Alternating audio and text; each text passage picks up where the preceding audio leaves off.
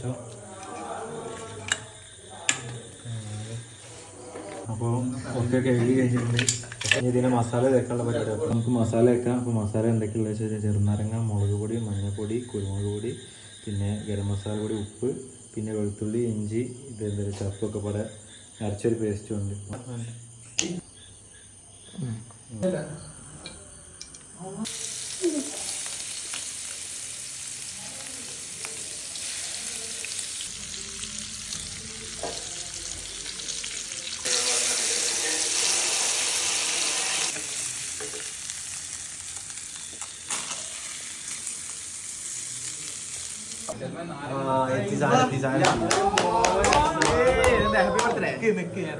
എന്താണ് വെതറല്ലേ ഇതാവും പൊറാട്ടിനെ പോയി ചുറ്റി പിടിക്കണം.